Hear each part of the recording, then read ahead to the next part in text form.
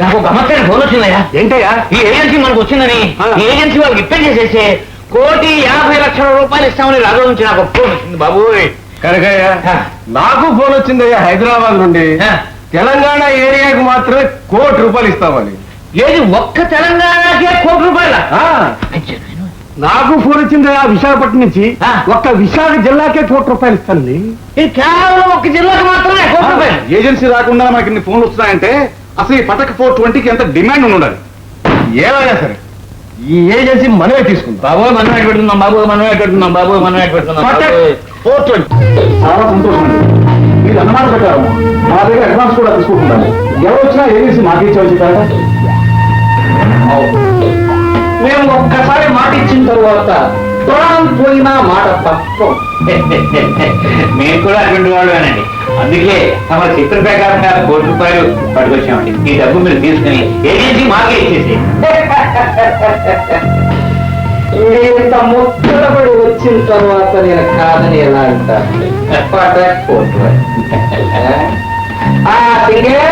వచ్చేసాను సార్. చూడు, ఇవి ₹1,00,00,000 రసీదు తయారు చేసి వారి నలుగురికి ఇయ్యి. అలాగే సార్. చూడండి, సరిగ్గా 45 రోజుల తర్వాత, ఎన్ని రోజుల తర్వాత? 45 రోజుల తర్వాత. 45 రోజుల తర్వాత వచ్చి ఆ రసీదు ఇచ్చి 20,000 కార్లు. ఎన్ని కార్లు? 20,000 కార్లు. పట్టక్ 420 పట్టుకోండి.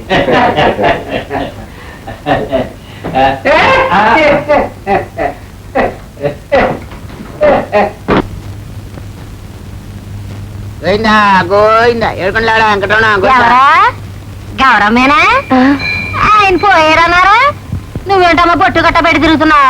లేదు, ఆయన బ్రతికే ఉన్నారు. బతికున్నారా? నిజమే? అంతేనా? రెండో పెళ్లి చేసుకున్నావా? చిచి, నా పిల్లల మీద ఒట్టు, ఆయన బ్రతికే ఉన్నారు. అమ్మా, ఆయన బతుకుంటే మనకి ఎక్కడ కనిపించట్లేదంటే. అదేలేరా, పట్టుకుపోయిన డబ్బు పెదలు అడుగుతారేమో అని అక్కడెక్కడ తిరుగుతున్నారు కాబోలు. అదేం కాదు, డబ్బు ఆయనే ఎత్తుకుపోలేదు. సప్తగిరి పెట్టిన వాళ్ళు వేరే ఉన్నారు. వాళ్ళని పట్టుకోవడం కోసమే ఆయన తిరుగుతున్నారు. ఎవరా? ఎవరు? ఆంజనేయులు గారు వాళ్ళట. తప్పకుండా పట్టుకుంటారు. ఇప్పుడు ఆ పని మీదే ఉన్నారు. అంతవరకు ఇంటికి కూడా రారట. అమ్మా, నాకు చిన్న అనుమానం. ఏంటి? అందులో మా నాన్న కూడా ఉన్నాడేమో. నోరు మీద ఏమిటంటాడా?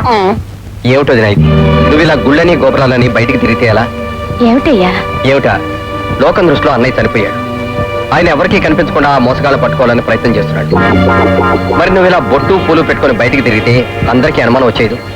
ఆయన బ్రతుకున్నాడనే సంగతి అందరికీ తెలిసిపోతే ఆయన ఆడే నాటకంతో వృధా అయిపోదు.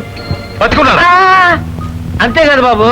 ఆ పటక 420 పాపనగాడే ఈ శంకర్రావు. ఏంటి అడే వీడా? నీకెలా తెలుసు?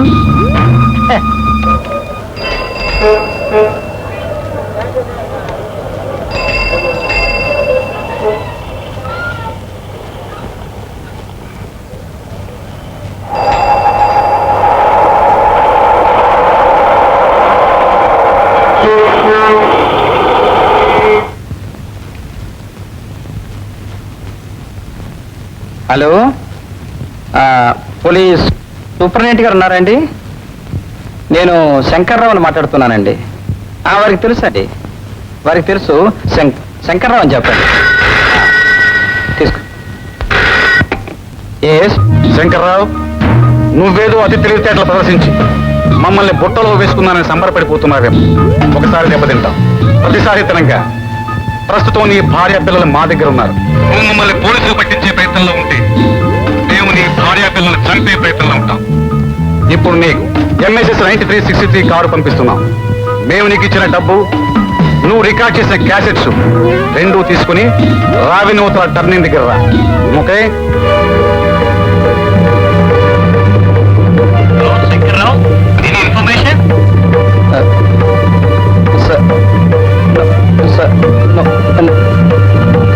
No information sir. ఇంతవరకు ఇన్ఫర్మేషన్ ఇంకా కరెక్ట్గా రాలేదండి. రాగానే నేనే ఫోన్ చేస్తాను sir. Yes sir, yes sir. Sir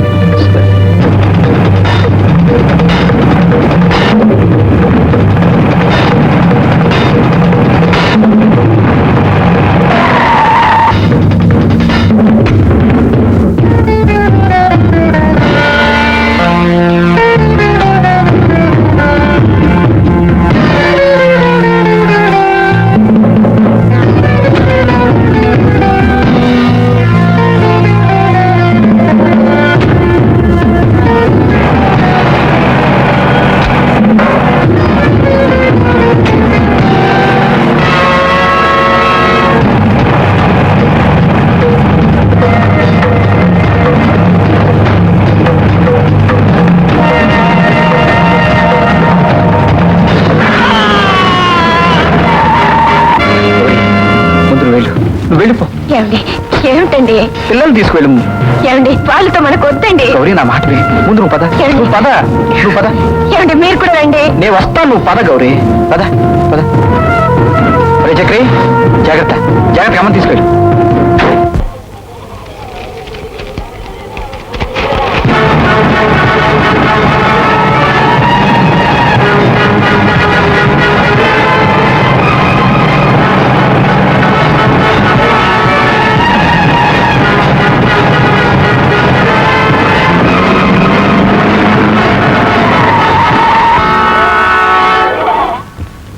నేను మీకు ఇచ్చిన డబ్బులా ఇవ్వండి. డబ్బా నీకెందుకు ఇస్తాం?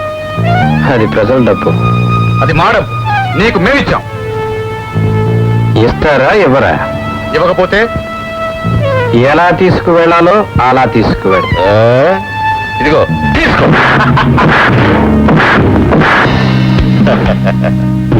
సరిపోయిందా, ఇంకా కావాలా?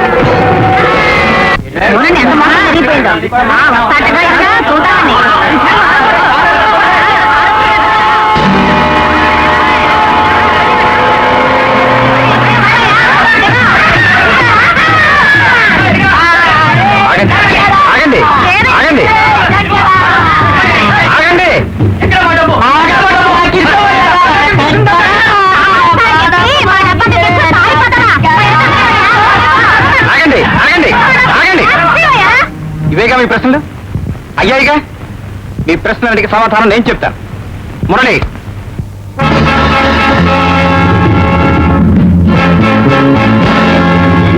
రెండు, మూడు, నాలుగు.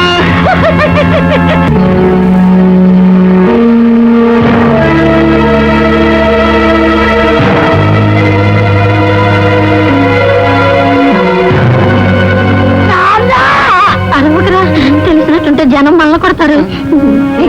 వీళ్ళెవరో తెలుసా? వీళ్ళంతా ఈ ఊరి పెద్ద మనుషులు.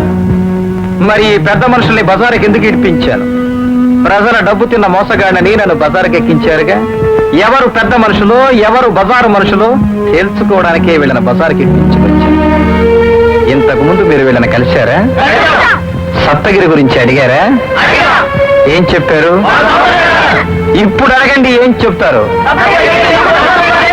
ఉంది ఉంది ఉంది బాబు ఉంది. ఇంతకు ముందు మీరు కలిసినప్పుడు సప్తగిరి ప్రొపరైటర్ ఎవరని చెప్పారు? ఇప్పుడు అడగండి, ఎవరని చెప్తారు? మేమే బాబు, మేమే. ప్రజల సొమ్ము తిన్నది నేనే అని చెప్పారా? మరి ఇప్పుడు అడగండి, ఎవరని చెప్తారు? మేమే తిన్నాం బాబు, మేమే తిన్నాం. సప్తగిరిలో ఇంత మోసం ఉందని నాకు ముందే తెలుసునని వీడు మీతో చెప్పారా? అడగండి.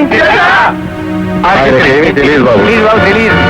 మరి ఏమీ తెలియని నన్ను ఇరికించి ఏమీ తెలియని మీ దగ్గర లక్షలకు లక్షలు గుంజి మిమ్మల్ని మోసం చేసిన వీళ్ళకి ఏ శిక్ష విధిస్తే బాగుంటుందో వాళ్ళనే అడగండి.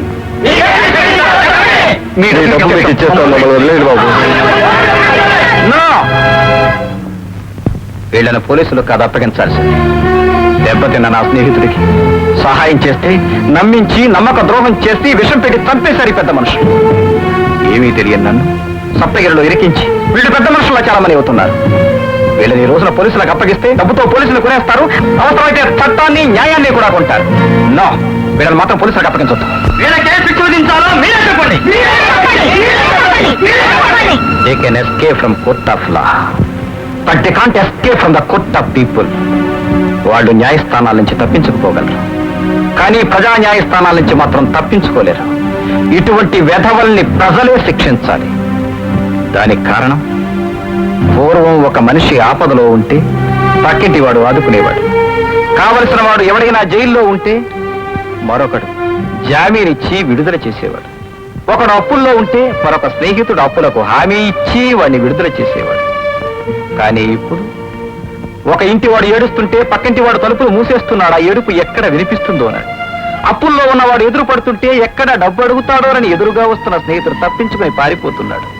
ఎవడైనా జైల్లో ఉంటే ఎక్కడ జామీన్ ఇవ్వాల్సి వస్తుందోనని తప్పించుకుని ఊరే దాటి వెళ్ళిపోతున్నాడు మరో స్నేహితుడు. చివరికి ఎవరైనా చనిపోతే ఆ ఇంటికి పరామర్శించడానికే మనుషులు కరువైపోయారు.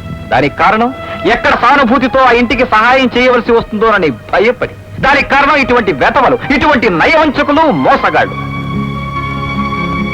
ఇటువంటి వాళ్లను ఏ పోలీసులు శిక్షించలేరు, ఏ చట్టం మనల్ని రక్షించలేదు, ఏ న్యాయస్థానం మనకి న్యాయం చేయలేదు. వీళ్ళని మీరే ప్రజలే వీళ్ళని శిక్షించాలి, మీరే న్యాయం చేయాలి. ఆ న్యాయం that should be a social boycott, సాంఘిక బహిష్కరణ కావాలి. ఉదయం లేచిన తర్వాత కూర్చోడానికి మనుషులు లేకుండా, తినడానికి తిండి లేకుండా, కట్టుకోవడానికి గుడ్డలు లేకుండా, ఉండడానికి ఇల్లు లేకుండా, చివరకు తాగడానికి మంచినీళ్లు కూడా వీళ్ళకి అందివని స్థితిలో వీళ్ళు చేసిన పాపాలు వీళ్ళను వెంటాడి వీళ్ళు రోడ్డున పిచ్చెక్కి తిరిగి చచ్చిపోతుంటే ఈ చచ్చిన వాళ్ళని ఇటువంటి వెతవలే చూసి అమ్మో మన జీవితం కూడా ఇలాగైపోతుందని తెలిసిన రోజున సంఘం, దేశం బాగుపడుతుంది. అది చెయ్యాలంటే మీరే సమర్థులు. దానికి కారణం, ఈ సప్తగిరిని నమ్మి మోసపోయిన వాళ్ళు ఎంతో మంది ఉన్నారు, పిచ్చెక్కిన వాళ్ళు ఎంతో మంది ఉన్నారు, పస్తులు పడుకున్న వాళ్ళు ఎంతో మంది ఉన్నారు, పుస్తులు పోగొట్టుకున్న వాళ్ళు ఎంతో మంది ఉన్నారు, చివరకు భార్యాబిడ్డలు విడిపోయిన వాళ్ళు, భార్యాభర్తలు విడిపోయిన వాళ్ళు ఎంతో మంది ఉన్నారు. ఎవరి గుండెల్లో ఎంత కోపం ఉందో, ఎవరి గుండెల్లో ఎంత మంట రగులుతుందో మీ కోపాలకి శిక్ష మీరే వెయ్యగలరు. Come on, whatever you want, you do it. Come on.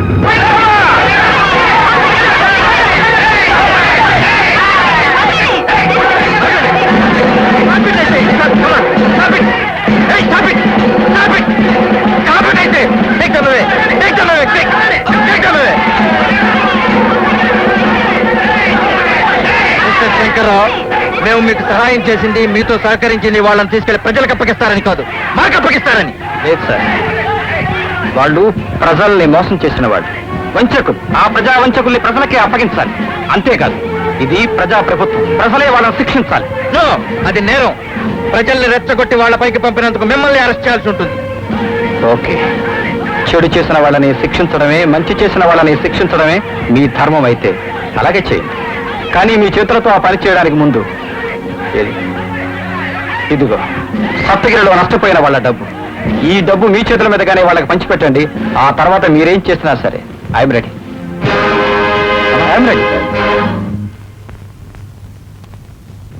Kanakaiah గారి పెళ్ళాం వచ్చిందండి, పాపం ఏడుస్తుంది. మీరు జామీన్ ఇస్తే విడుదల చేస్తారు. నోర్మై, అసలు నువ్వు స్ట్రాంగ్ గా ఉంటే నాకు ఇన్ని ప్రాబ్లమ్స్ వచ్చాయి. నేనే వీక్ అనుకుంటే నువ్వు డబుల్ వీక్. అసలు మగ సమాజ్ కొంచెం వీక్ గా ఉన్నాడు అనుకో, ఆడది స్ట్రాంగ్ గా ఉండాలి. చూడు ఇదిగా దానిలాగా స్ట్రాంగ్ గా ఉంటే అసలు ప్రాబ్లమ్స్ ఉండవు కదా, అసలు వీకే ఉండదు. అన్నయ్య అయితే ఏమిటి ఉద్దేశం? నేను వీక్ సన్నాసినా? అంటే నువ్వు వీక్ అంటే నాకంటే వీక్, చిచి నాకంటే దానికంటే